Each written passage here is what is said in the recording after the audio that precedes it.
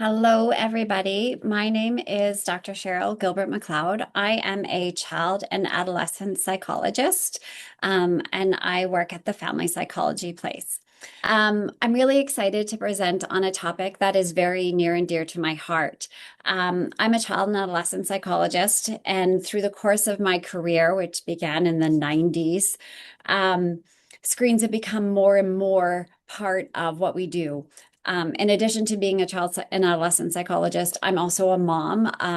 My boys are all now young adults, but I have lived this experience of how screens have become more and more part of who we are on a day-to-day basis. So this talk is, we have a few learning objectives, and I thought I would kind of go over them with you. So we have four learning outcomes today. So one of them is we do want to talk about the fact that there are actually benefits of screens and social media. And so we are going to talk about what they are and how it actually can be quite helpful for families. We're also going to talk about the risks. So you guys will understand how to recognize screens and social media in terms of how they can harm our children, as even us as adults, right? I'm hoping you all leave with some talk tools, practical ways where you can discuss screens with your children and adolescents. We're also going to talk a lot about the guidelines. We have Canadian Screen Time Guidelines, which are excellent guidelines. And at the very end of my presentation, the very last slide, there is actually going to be a QR code which you can click on, and it will take you to the guidelines that I have that I usually encourage families to follow. Okay.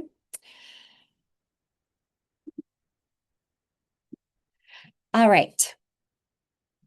What are the definitions, right? So I really want us to be focused on the fact that we are talking about recreational screens, not educational screen use. Okay.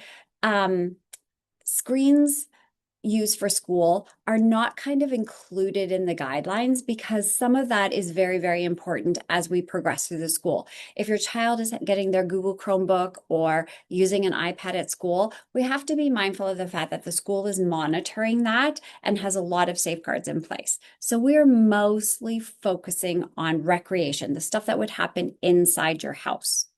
Okay, so some definitions that are super important. Number one, what do we mean by screen time? Screen time is any time spent with any screen. This includes a TV, a computer, any sort of gaming module, a mobile device, whether it's a smartphone or whether it's a tablet. Okay. Some of us use reading books like a Kobo or a Kindle. That is different because they're not an interactive one. You're really just reading a book. But again, if it has access to the internet, like some of the newer generations have, that would also be considered a screen. Next definition, digital media. What are we talking about? This is any content that is transmitted over the internet or a computer network on any or all of our devices. It is not print media, okay? Which nicely enough seems to be making a little bit of a resurgence again, which is great. The final definition is what are we talking about when we say digital media literacy? Right? Um, what we want our children and our teens to be able to develop is this is the goal. This digital media literacy is the goal.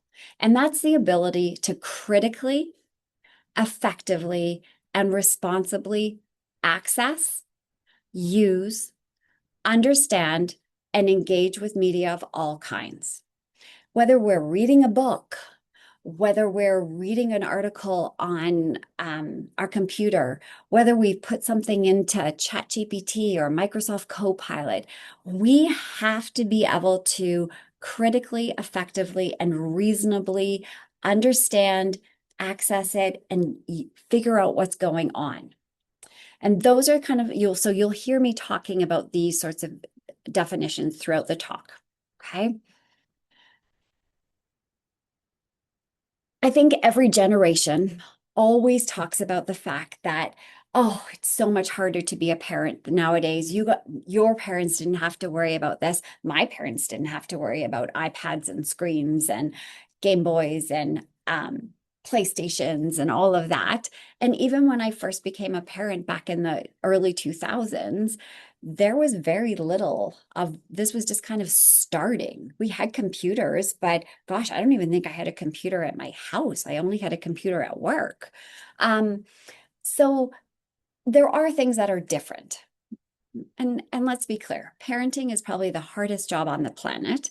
And it doesn't matter. Everybody has opinions and things about oh, you should do this or oh, you should do that.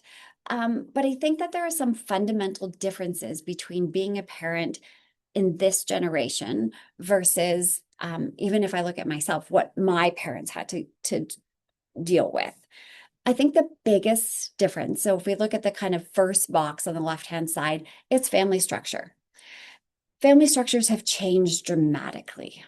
We have single parent families, and we always did, but it just seemed like the norm used to be that kind of like, two parent family.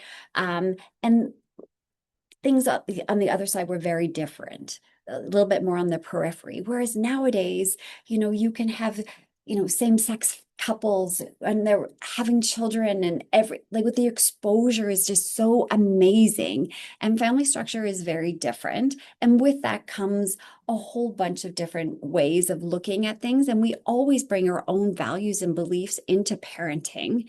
And so we have to take that into consideration as well. The biggest thing that's probably different, technology, right? It really is. Like, when I grew up, we had rabbit ears on some of our TVs, black and white TVs. You have to get up to turn the channel. I can remember the very first computer that came home in my house was DOS-based with that blinking green cursor.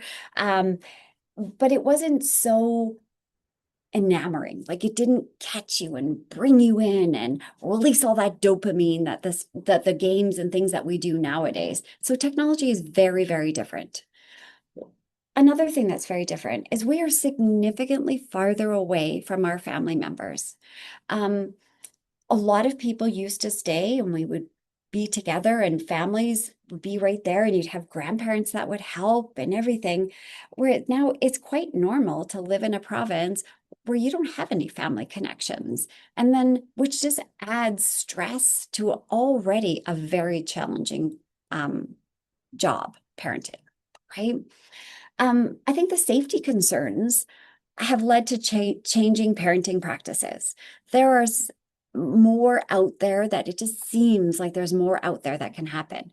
Um, you know, my husband grew up in a very small town in Nova Scotia, and he talks about hitchhiking home from, hockey practices because his parents couldn't come pick him up. And we would never do that nowadays, right? Can you imagine telling your child to hitchhike home? Like, oh my gosh, we would never do that. But the concerns about what's happening, like what's around us, we don't know our neighbors the same way. We go to school in communities that are further away. Our city is sprawling, our province is sprawling. We go and do different things. And with all of that brings about new safety concerns. Activities and schedules. They are way more intense. They're very busy. Our jobs have changed. That kind of work-life balance that used to happen. What's available for children and teens to be able to engage in. All of that also adds levels of complexity to being a parent and actually affects what's going on with the screens. And then I kind of alluded to this one already, but schools are more varied. Um, I I grew up in Nova Scotia, and in Halifax, there was really not a lot of options about school. You kind of went to your neighborhood school, and I, for one, walked to most of my schools. Um, and then when we moved here to Alberta, I was like, what do you mean my children have options? I can do a chartered school, I can do this school, I can do that, which means that some of the the day-to-day things of go play with your neighbors or go to the neighborhood park or your school friends might live right beside you. That doesn't happen anymore. And all of these, like these six things, and I'm sure there are many, many more things, but these are kind of like the highlighted ones, impact how our kids develop. And so all of what we're going to talk about today is the fact that how do we learn to manage these sorts of things? Okay, so we're going to start out with the benefits. What do we know are actually good about screens? Okay, number one, interactive video chats, right? Doing what we're doing right now, right? I didn't have to cancel or change my whole day and drive down to some place and do this in person. You guys didn't have to take extra time off of work to be able to do that.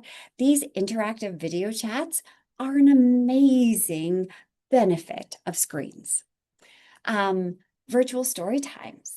If you live further out or your neighborhood library is putting something on, but there's a massive snowstorm outside, the library can put it on a virtual story time and your kids can engage with it. There's some lovely things going along with those sorts of virtual aspects. Singing along with a song. How many of you use that screen on your when your phone when you're listening to music and you can actually see the lyrics to the song? Remember when again, I have no idea how old you are, but I used to have to like pull the liners out of the cassette tapes. Then I got to pull the liners out of the CDs, and you could actually read along with the songs. But nowadays, it's like you're Googling the lyrics. But oh, I love it when a new song comes on and I can hit that thing on my either my Sirius or my like Apple Music, and I can actually see the words, right? There's also the playing games together. There are some really great ways of interacting. For over, this sounds really bad, but for 4 years now, I have a group chat with two of my best girlfriends, and every morning we play Wordle and we play connections, and we both all three of us send our how did you do, and we talk about conversations, and we're all like, I've never heard of that word before. Did you have to Google that? Or what was wrong with connections today? Why was it like 80s hair bands? And like we have a lot of fun and we're learning from it, but it's a lot more fun to play those games when you're interacting with other people, right? We also know the other good things: well-designed, age-appropriate content. Specific educational goals we know can help our children develop language. It can help develop literacy skills. It can help develop relationships and actually can develop play. You can take those turn-taking things that we are so important for young children. We can learn some of those things if it is age appropriately and well done. Right? We know that some of the educational game apps that are out there can actually foster sustained attention in children who are 3 to 4 years of age. There's something about sitting down and playing a well-developed game for this age group, which teaches them that kind of slower, like how to do things, how to sustain their attention, complete it to the end, versus some of the kind of faster paced stuff that actually creates a very, very quick dopamine release, but actually affects attention. But when it's a well done game, it can be great, right? When children and teens watch educational, age appropriate content, and we're doing it with an engaged adult, we're sitting beside them, we're talking about it, we're learning together, we're laughing because it was super funny. It can actually be a really positive learning experience. But remember, what's good about screens is when it's slow paced, age appropriate, and we're doing it with them, specifically for really young preschoolers and even school age. And you're going to hear that theme throughout. I'm going to say them again because it's so important. Slow paced apps, nothing super fast. We don't want to teach children that immediate reinforcement, that doing things is easy and fun, because what we're doing is we're affecting their attention. It needs to be slow paced, age appropriate, and doing it with them. Believe it or not, there's actually more things that are good about screens, right? There has been some lovely research out there that quality content can actually enhance social skills. I use some of those things in my office when I'm teaching social skills. We'll like watch a video together and we'll talk about what do you think they could have done differently. We practice role playing it. But sometimes when kids can actually see something happening on the screen, we really can enhance social skills that way. Um, it can provide opportunities for interaction that promotes executive functioning. And executive functioning, that's that kind of like frontal cortex part of your brain, which believe it or not is like the last part of your brain to develop. Like we're talking like 24, 25 years of age. And it's kind of like the brakes, right? And because the emotional content develops much earlier than that. So we have these big emotions, but the executive functioning or the brakes are not necessarily developed yet. So having those opportunities can actually help with our memory development, our planning, self-control, kind of teaching some of that inhibition, like waiting for things to happen. A well-developed game can actually help us with that. Medical procedures, right? Getting immunizations, any sort of dentist things. Like some sort of one dentist was a genius when they realized they could put the screen up on the roof of their when you're back in the dental chair and the roof of their dental office. It actually is quite helpful for distracting you from the uncomfortableness of doing things. Now, it's not like we want to do that all the time, but we really do want medical procedures for kids to learn that they can handle the discomfort, but it's okay to be distracted a little bit from that discomfort. Um, they also can make a long wait easier, right? If you are, like using a smart speaker to count to 10. Oh, sorry, that's the next, but like that long wait, if like car rides, goodness me, we used to take these like 12 to 15-hour car drives. We lived again in Nova Scotia and we would drive down to Florida and we would play games in the car. And we had a car rule where we all got to pick the radio station and my parents were massive into classical music and obscure musicals. For any of you, Gilbert and Sullivan, like the Pirates of Penzance. I am the daughter of a major modern general, right? Like I could sing those things word for word as a child because that's what we had. Nowadays, it's kind of nice to be able to put your headphones in and listen to some of your own songs and not be in, having your parental musical choices inflicted on you. It helps, right? And the last one is we do know that screens can promote physical health, right? The exergaming, using a smart speaker, like when we're out there and we're playing hide and seek and it will count down. So, like you can, there are ways of kind of using it that's actually super helpful, right?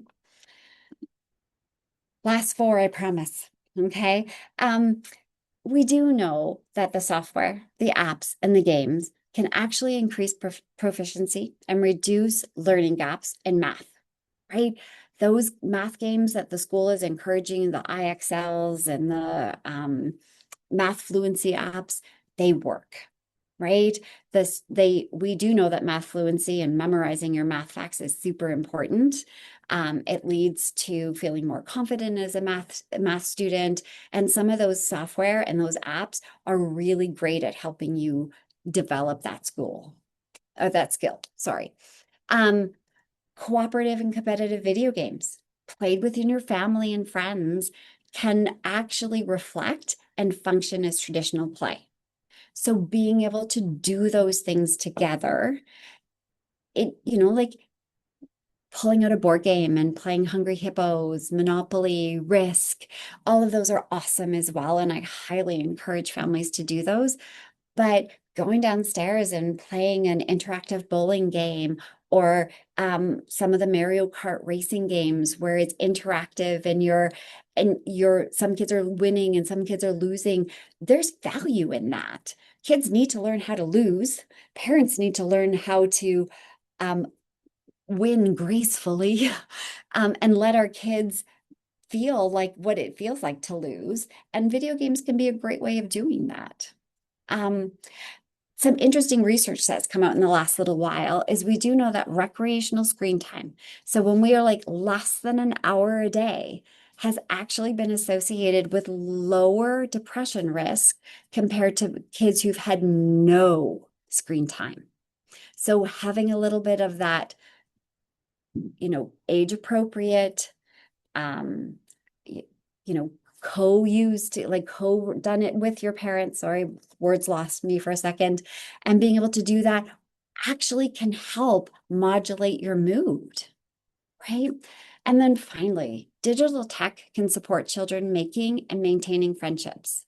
Um, when your kids are anxious, when they're struggling to do things, struggling to make friends, finding a supportive community where they are interacting with people that are similar to them, that they can act. There's some really lovely research that's shown that kids who've been bullied or had a hard time, when they are online and they've connected with a group of people who are like, that's terrible, have you tried this, that is actually a protective factor for those kids, right? When they haven't met those people. Maybe they live in a small town. Maybe they have social anxiety. A lot of the times we can practice some of the things that we need to do on the kind of a digital application that actually matches a real world experience. They start to feel more confident about what they're doing. And so that when they come into a school environment or something like that, it actually helps them. Okay, those are the positives. Okay, and this is why screens are here to stay. Um, and so we do need to understand that they are beneficial, right? We can't say no screens, nothing, it's not happening, because they are helpful. What are some of the things that we worry about, though? The biggest one that we worry is that children and teens can be exposed to content that is not appropriate when they are looking at their websites, when they're on YouTube videos, all of those things. So screens and digital media increase what they can be made exposed to. They're exposed to violence, sexual content that is not at all appropriate for their age. They can be exposed to bullying, and they can be exposed to advertisements that are not meant for them. We know that social media and other content on our screens often has unrealistic expectations. People use filters. The body images that are portrayed are often not realistic. They're not even real. The challenges that for our kids seem super fun. We saw them on TikTok and we're like, our kids are like, oh my gosh, that is so cool. I'm going to try that.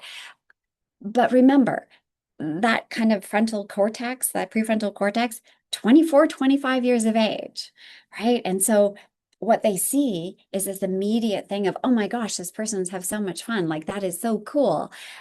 And then they go and do it, but they're dangerous. And like there is that whole, even the TV shows, like what is it? Spenny and Kenny, I think was one of the ones my boys, or the Dude Perfect ones. Some of these things that they're trying, and they're watching those and seeing that this is a reasonable thing to do and this looks really fun, but it's not realistic. It's not even safe. And there's so many things that they're not even aware of are happening behind the scene. And then they think they can go and do it, right? The third thing that is a problem area is that messages are not fact-based, right? We have untruths about medical or mental health on the internet, on any screen, the fake news, conspiracies, or information that's not factual. And because AI now is threaded through all of this, you watch one thing and then all of a sudden your feed can get just full of it. I had a conversation with my 22-year-old about this a couple of months ago where he's like, I just had to stop because I watched one video and then all of a sudden my feed was filled with it. I was at a conference this weekend and funnily enough, that we were standing beside, and all three of us had a pair of flu logs on, and so we laughed together and we took a picture of our 3 feet and we posted it, and she posted it. One of the people posted it, and now the next day she's like, "Look at all these shoe companies that are inundating my feed," and so we don't like AI poses this thing that it's going to filter through what you think you want, but it's not necessarily based on fact. What happens with excessive screen time? So when we are not following those guidelines, and I promise I'll tell you what those guidelines are, but for right now, what do we know happens with excessive screen time? There's a massive developmental impact. It affects language skills, the acquisition of words. It can affect your cognitive development. It can affect social emotional health. And there was actually a pretty cool study that was done where they looked at, I think it was 2019 and 2023. So I'm trying to remember. And they asked if you've like self-reported, do you feel that you and your children followed the guidelines recommended, the Canadian Pediatric Society's guidelines? And what do you feel that you have excellent or very good mental health? 80% of the families that said they followed the guidelines reported that they and their family had excellent and very good mental health, whereas only 67% of those families who said they did not follow the guidelines, they did their own thing, reported excellent or very good mental health. Right? Physical impact. What happens with excessive screen time? Okay, so there is a not really correlational, not really causal relationship between physical activity and screen time. We know that there is less physical activity. There is more sedentary behavior, but we don't, the unhealthy aspect of it seems to be linked a little bit more to the fact that when we are watching excessive screen time, we have a tendency to ignore our bodily symptoms. And so we don't pay attention to I'm full cues. We tend to go for higher fat, higher sugar snack foods that are easy to eat while we're doing what we need. So one-handed, I can eat that and keep going. Whereas it's hard to eat spaghetti if you're trying to play a game, right? And so there's that kind of the weight increase, which then kind of fuels the less likely to be physical active, the sedentary behavior. There's some research that the excessive screen time affects your eyes, gross motor skills, not necessarily the fine motor skills, those kind of thumb actions, but being able to hold a pen or tie your shoes, like those are those fine motor skills that involve all your fingers, and those can be affected. And that's that kind of lower manual dexterity that's written there. Probably the biggest relationship between excessive screen time is the impact it has on your sleep. There is clear evidence that if you are having excessive screen time, you will have fewer minutes of sleep. It suppresses melatonin, which is the natural occurring chemical in our brain that helps with our circadian rhythm, and it actually has sleep displacement. Okay, those are 100% developmental impact, physical impact, and sleep impact. There's also a link between screen time and attentional difficulties. It's mixed. It seems to be that early excessive exposure, not that age-appropriate, slow ones that are actually teaching kids, but like accessing things that are very rapidly changing. There seems to be some sort of a link with attentional difficulties. Um, we also know, so if you think back a couple of slides, I talked about how I wish I had been able to have a screen in the car so I didn't have to learn Gilbert and Sullivan songs. But we do know that the routine use of screens to distract or calm ourselves impacts our ability to develop self-soothing strategies. And we end up with an overdependence on screens to teach us how to emotionally regulate. Emotions are valid. They are helpful and useful. Some of them are yucky. And we have to be okay with experiencing them and learning to handle that not everything feels great.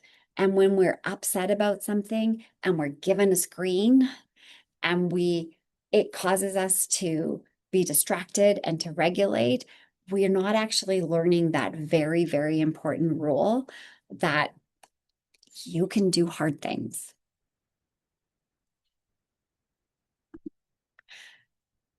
I'm going to talk a little bit about social media specific because I know it's often in the media it's ourselves. We have Australia, we have the UK where they're leading this charge of really making social media not accessible to younger children. Why are we concerned about social media? We are mostly concerned about social media because that often kids who are looking at it are comparing themselves to unrealistic expectations of other people's lives. Not like not everyone's doing that, right? Not everyone is that thin, that pretty, that ripped, that jacked up, that many friends. And those party reels of, oh my gosh, we're having such a great time.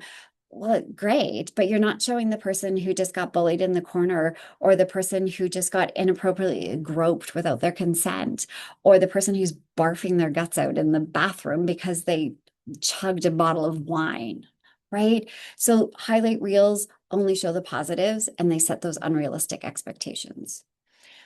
There's no context for a lot of the things on social media. And then we know that kids will fill the gaps and will actually create their own backstory to what they're seeing. And it may not be at all relevant to what is actually going on. Okay. We do know that if you only have friends online, that social media can end up replacing in-person friendships and support. So we actually, although it can be very helpful to have online friendships, it can't be the only source. And because it is so rewarding and there's always somebody there to talk to, it can actually end up really limiting your world.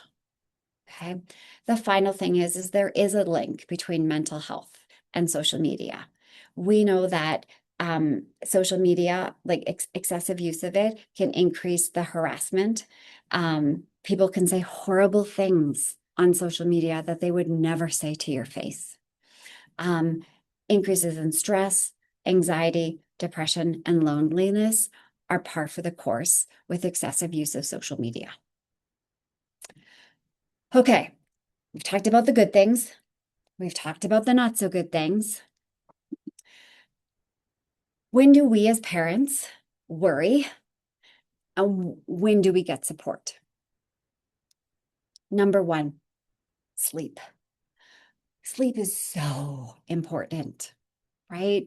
And when your child is using a device and it's pushing their bedtime, it's reducing their total sleep, there's a problem. We now know that we've got sleep displacement going on. And now this is going to affect mood. It's going to affect them being able to wake up in the morning and do their job, which is going to school, right? It's going to affect their attention, their focus at school, their ability to get things done. So if your kids are bedtime is like, no, no, no, I just need to finish. That device has to be used before bedtime. This is a concern. When conflicts rise, when there's more arguments about limits and responsibilities, when Our kids aren't doing their own laundry. They're not helping out around the house. They don't want to set the table. They don't want to come to the table and eat because they want to play their games. When you're always fighting about screen time, putting your device down, come and do these things, we need to worry and you need to get some support. When offline activities drop, when all of a sudden your kids are skipping going to birthday parties, they're not going to hang out with their friends. Someone comes knocking on the door and says, "Let's go play baseball." And your kid's like, "No, it's okay." And you know that they're playing Minecraft or Roblox or something. When they don't want to participate in sports anymore, and you are talking to them or listening to, I guess, the most unathletic person on the planet.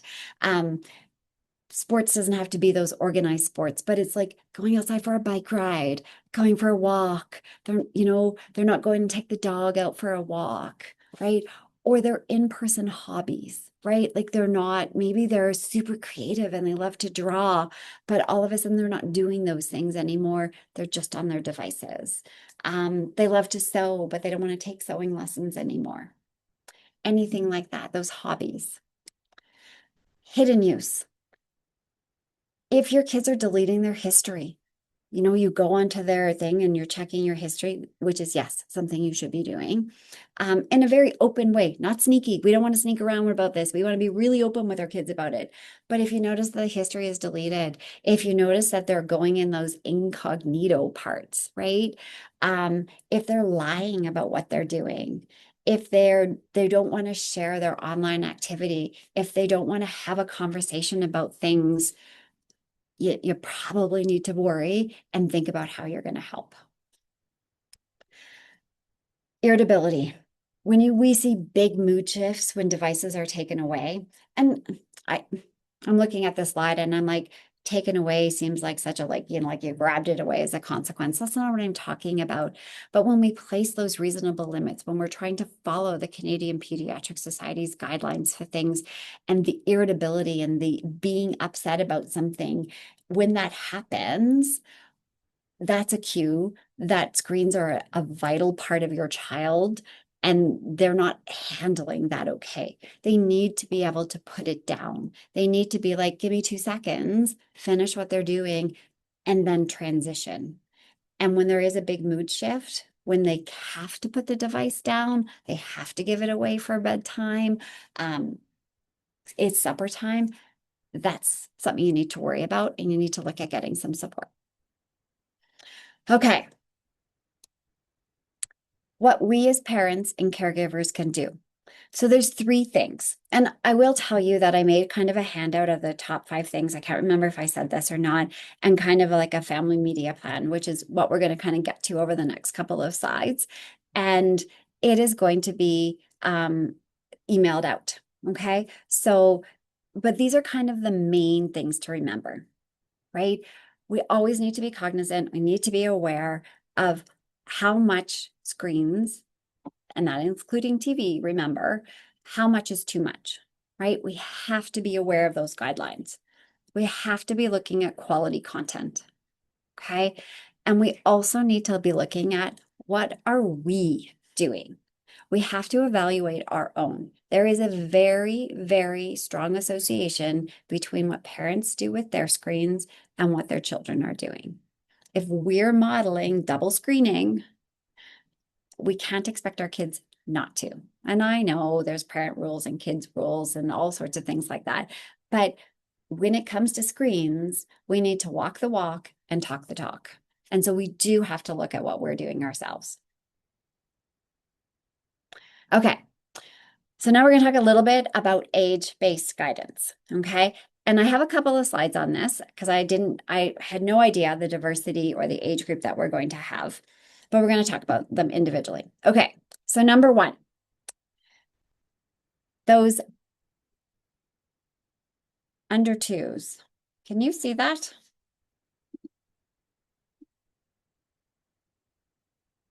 There we go. Okay. Under 2. Really? No screens, right? There should be no such thing as recreational screen use in and under the age of 2. There is nothing wrong with a FaceTime for grandma and grandpa, seeing your aunts and uncles, or, like doing that sort of stuff. Like it's great for kids to be able, like for under twos, that's okay, right? That is a social different part of it. But if your child is under the age of two, try to avoid recreational screens, right? My kids grew up in those baby balk times, and I can and I look back on it and I'm like, okay, like, so I used to put them in front of the TV, and it was like a VHS player, and it was classical music and like pretty shapes and stuff, but they were like 15 minutes long, and it allowed me to do things like um make supper, right? Um, but as much as possible, we should try to avoid recreational screens. We need to prioritize play, sleep, and caregiver interaction. And do you know that like Canada actually has guidelines for the types of physical activity, like the belly time, what they're supposed to be, and going outside, all of those sorts of things, right? We need to avoid under 2 to 5 year olds. Okay. We want to limit high quality screen time, but high quality screen time can happen. And I have the numbers. Trying to find, should have had them close at hand here. But I think it's like less than an hour, right? Um, yeah. So no more than 1 hour. Okay.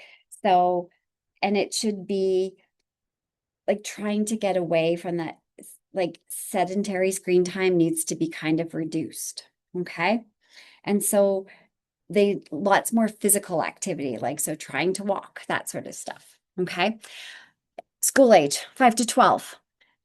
So we need to be really mindful of the fact that this is a big age gap here. But I think as long as you're paying attention to sleep, physical activity, and having clear family rules, um, screen time is there. And we can have recreational screen time. It's not going to be a bad thing, but we want to make sure that we're meeting some of those rules around the time. And generally speaking, it's around 2 hours. Okay, that's kind of like a good rule of thumb. Recreational screen time. So that if you guys sit down and watch a hockey game together, you just hit all your 2 hours, right?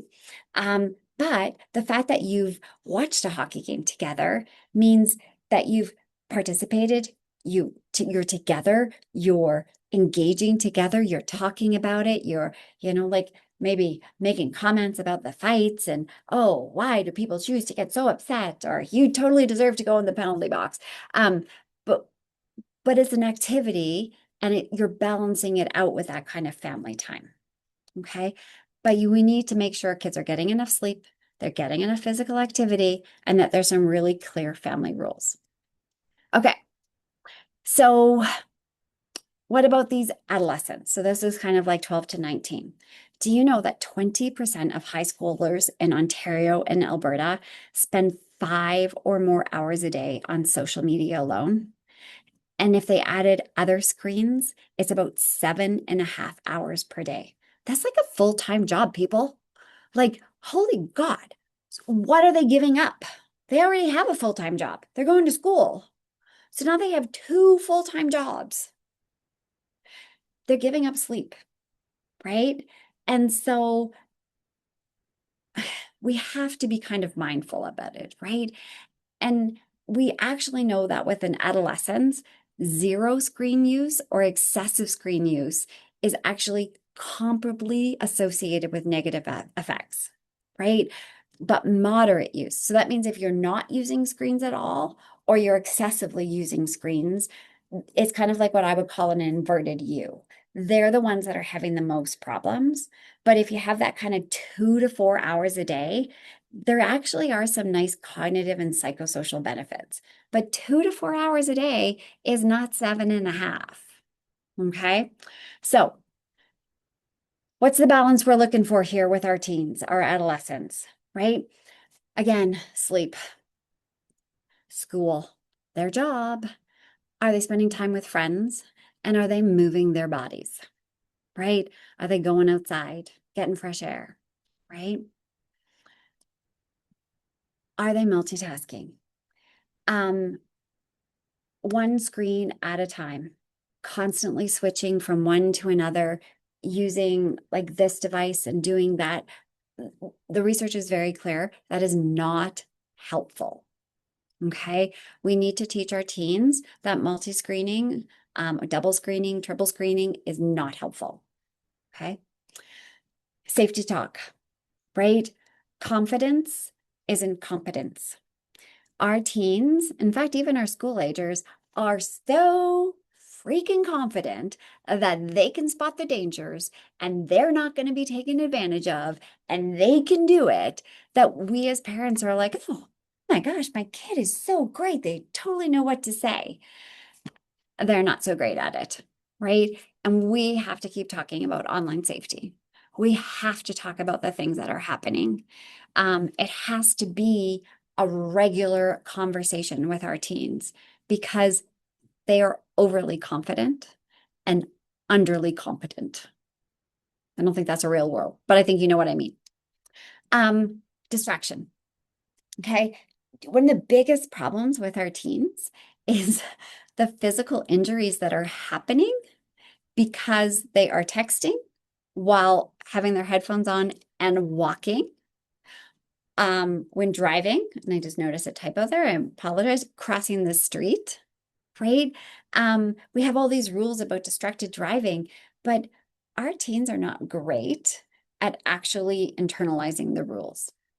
Some of us adults aren't very great at doing it either. I remember driving home one day and I was turning into our neighborhood and I pulled up and right beside me was the minivan of the mom with their 18-year-old son driving and he had like wired headphones on and his phone up like this when we're at the light. And yes, it was an excessively long left-hand turn light. But I was like, oh my God, your mother would kill you if she knew you were doing that right now. And those are one of the biggest risks. And so teaching our kids, you can't do that, right? Like I walk my dog most mornings.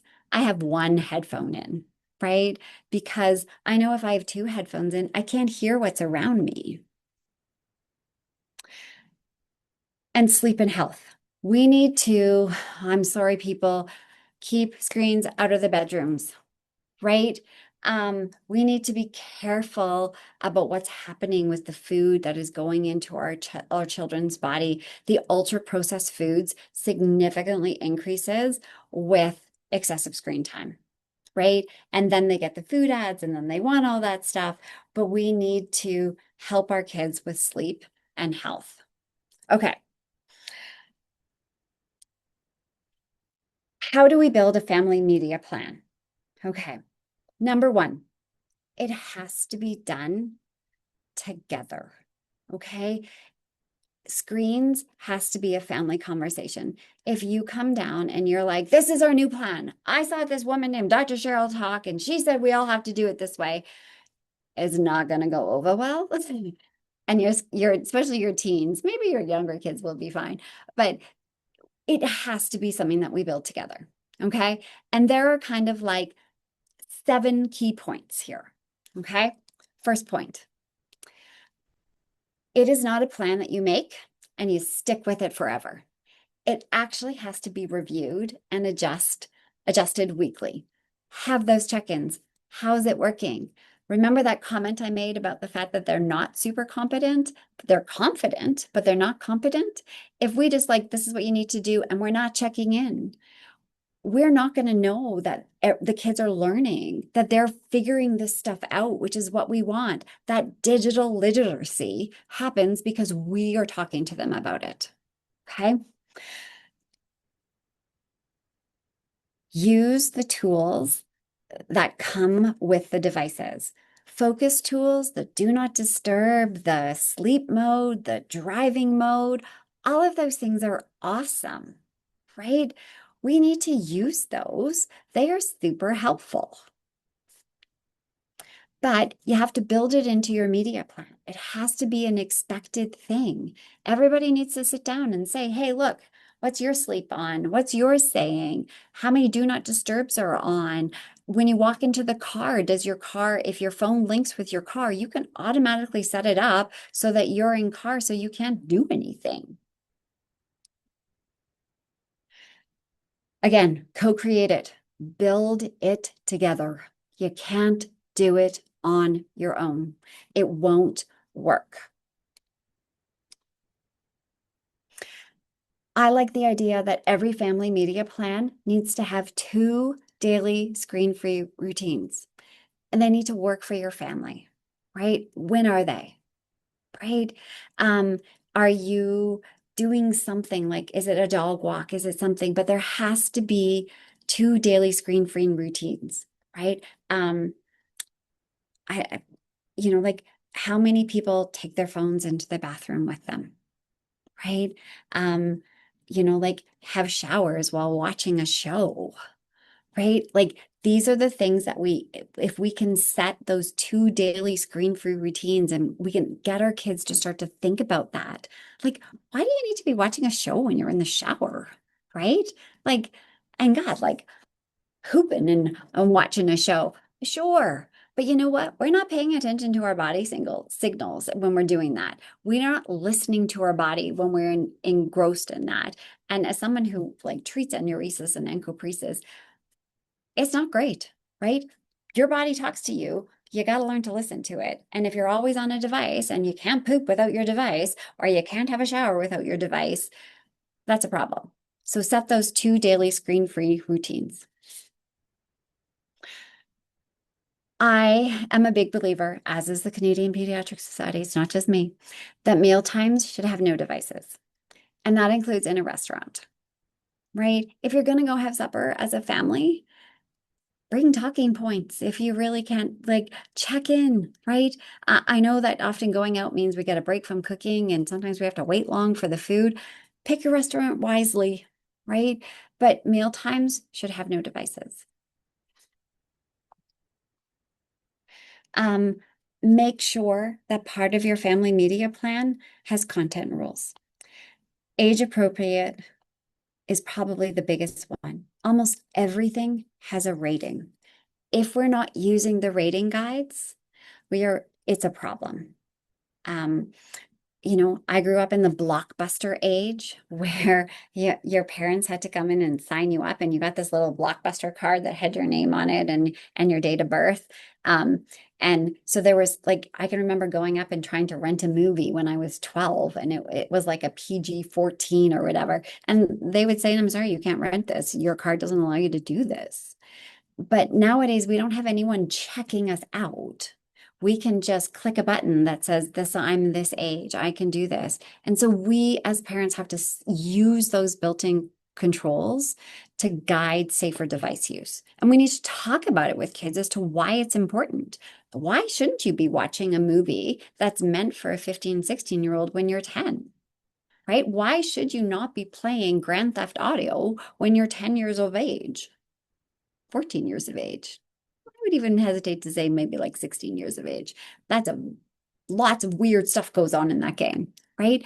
But we need to like know what they're doing, right? And a lot of times, again, like the content rules of sometimes we can do it together and then we're like, yeah, no, sorry, honey, that's not happening, right? And no autoplay. The autoplay means that one thing goes to another right away and just keeps going. We can turn those things off, right? Sometimes I feel like we end up having to get a degree in things that we didn't go to school for. But if you're doing it together and everything is done through communication, it can really help. And bedtime, flat out, no devices, right? This is one where I model. There is no TV in my bedroom. My phone does not come up to my bedroom because it's not allowed. A few other things that we need to remember. Filters, block inappropriate sites and apps on shared devices. We can do it. We just have to figure out how to do it. It's not as hard as we think it is, but it's very inappropriate. It's very necessary that we do that. Privacy. We need to limit our sharing, our location, and who can contact your child. They need to be able to figure out how to set up a privacy setting. When your kids are finally old enough to get social media, sit down with them, get them to show you that they know how to do these things, that they can set up a private account, that they do know how to block people, that they do know how to not share the location. And some of those location things are super helpful. Um, I often go back to Nova Scotia in the summertime, and we were there one day with our family. And for those of you who've never been in the Maritimes, the fog can just like roll in like nobody's business. And one of my boys was out on the tinny. I think he was like 16 or 17 years of age, so he was totally allowed to go out on his own. And we had a little two-stroke engine on the back of the tinny. And sorry, a tinny is like a rowboat, like a tin boat. And he was going. The fog rolled in, and he couldn't find his way back. And he actually used Snapchat. He snapped a friend of his he knew was on in the little town, and he's like, "Can you please direct me home?" So location sharing is awesome, right? Was his location sharing on all the time? Absolutely not, because we had gone over that rule. Location sharing is not on all the time, but in that instance, it actually really helped him, right? Permissions, review app access to your camera, to mic, data, notifications, right? Notifications where things pop on and say, did you know that so-and-so is playing and da da da da da da. All of that just keeps pulling your kids to come back to it. And set your daily caps. Agree on a time. Have scheduled Wi-Fi off and on times, right? We can all do it now through TELUS and Shaw. It's super easy. Okay, we're getting there, people. I've been talking a lot. Couple more slides, and then it's time for questions. Digital media is here to stay. We need to help our children and our teens develop responsible digital citizenship, that digital literacy. The 4 M's, and this came from the Canadian Pediatric Society. I did not make this up. We have to minimize. So minimize what they're exposed to. Make sure it's age appropriate. We need to mitigate, right? We need to make sure that they're not doing anything that they're not supposed to be doing. We need to model, and we need to teach our kids how to mindfully use screens. Okay. What does this actually mean? Right? This means things like come up with screen rules together. Online freedom, right? As an adult, I feel like I have online freedom, but I also know that I don't go here or do that. I feel like I can trust myself. And I feel like if I'm not sure about something, I read something on social media. Sometimes I'm like, do you think this is like AI generated? Do you think this is fake news? And I talk to the people around me. That freedom grows with trust and responsibility, right? Digital citizenship is screens fit around your life. They are not your life. Second row there, sleep and connection. That comes before screens, right? Are you getting a good night's sleep? Have you connected with people? Are you saying hi? Are you having a cup of coffee? For younger kids, not coffee, but for us, even for us, right? What are we doing? Can we teach our kids to pause before you click, watch, or share, right? Think about what you're doing, right? If it feels uncomfortable, stop and talk about it. If our kids know they can come to us and talk about something that they did or they clicked on and it was bad and they felt awful about it, if they think they're going to get in trouble for it, they're not going to come talk to us about it. They have to feel like they can come and talk to us about it, right? Digital citizenship, digital literacy means control your device. Don't let it control you. The rules change as we grow, and we keep talking even when things go wrong. We are currently in this AI revolution where it is changing massively. AI has infiltrated every aspect of our life, and we need to be able to be mindful. If we're not talking about it, if we're not talking about how we use it, if we're not talking about the good things and the bad things, if we're not questioning what is happening, we are not being digitally literate, and we have to be. Okay, we're going to go to questions, but as we go to questions, I'm going to go to the very last slide. Okay, and this is the slide. So these are the kind of top 6 resources that I always recommend for parents. And you can see that little QR code in the bottom, which I'm just going to be really honest. AI helped me generate that QR code because I would have had no idea how to do that. Um, that QR code will take you to those references. And you can see, so the Canadian Pediatrics Guidance for screen times for 0 to 5s. What do we talk about with the healthy digital habits?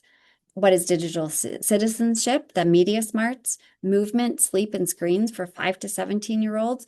That is a wonderful production or publication, sorry, that really talks about the 24 hours, like sleep and movement, physical and screens. The WHO's, so the World Health Organization's movement and screen guidance. And as well, that last one is a book, the social media wellness book for tweens and teens. I actually really like it. It's a pretty simple read. It's actually one that you, as a parent of a teen or a tween, could read together, and it'd be super helpful. I really want to thank you all for signing up for this presentation. I hope you learned something. I hope you found I just hope you find it helpful because this is hard. I can answer other questions if they come through. I look forward to hearing your feedback on how you felt the content and my presenting style, because I do love to do these things. And any feedback that I can get on what I could do differently, I really appreciate. So thank you for taking your time from your busy lunch hours to come listen. I look forward to seeing you guys again.